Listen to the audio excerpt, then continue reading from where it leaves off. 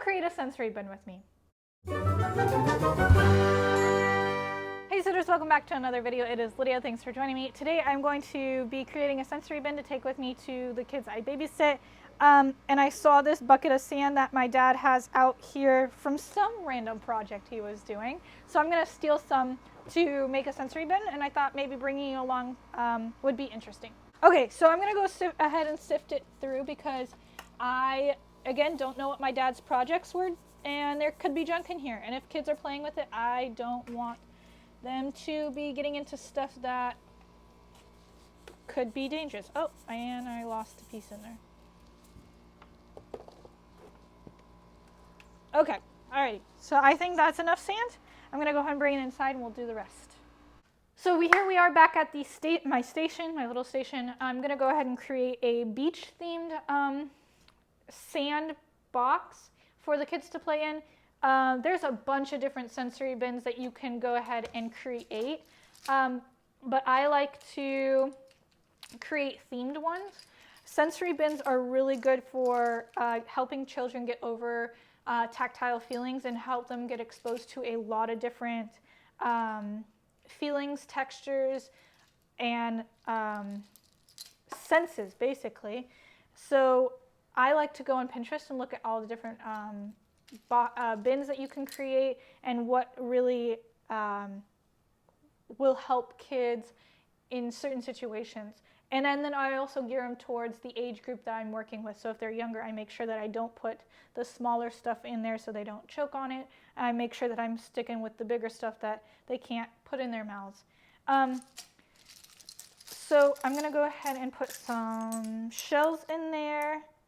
I'm going to go ahead and get out the animals that you would find on the beach.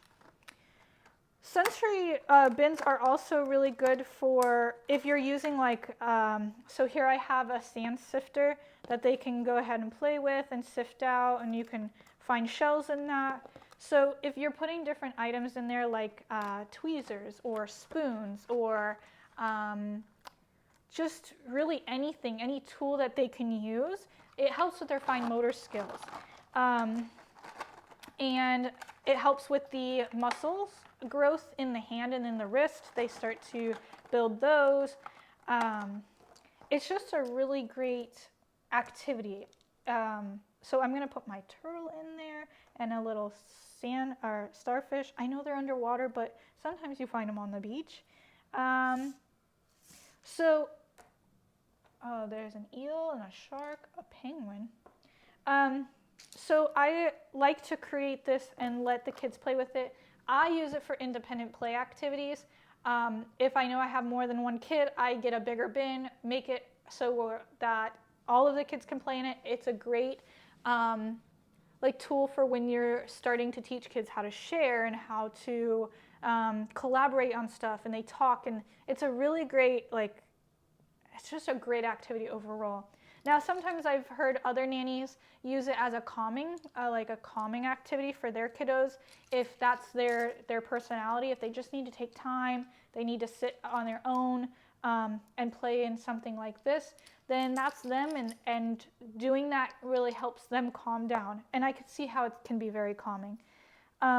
Again, I theme these. So right now it is a sand beach theme, but if I were to go ahead and put water in it, put some of these marbles in it, and put more animals in it, it could be a water activity and be a whole different experience for the kids. They have new animals to find, they have little marbles to sift through and sift out.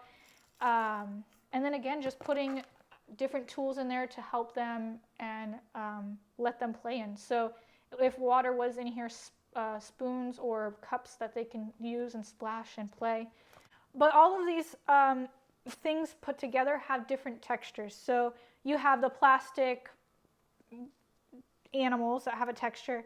The marbles are smooth and somewhat cold. If I really want to get crazy with it, I'll put these in the fridge to kind of make them cold.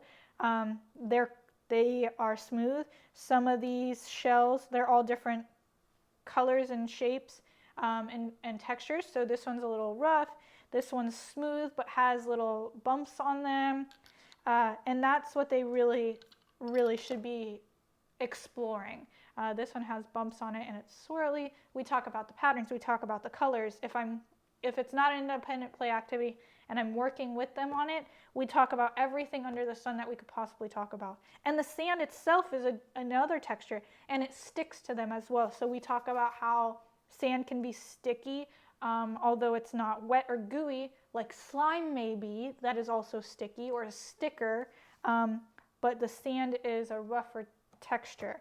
So I really enjoy putting these together for the kiddos, and it's a great activity altogether.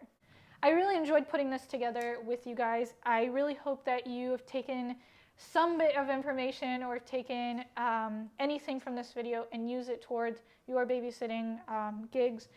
Again, it's a great activity. I know I've said that a lot. I feel like a broken record, but it's truly, it's unique for the kids, and you can build it to what they like. You can theme it to what they like, and it can be very different every time you do it.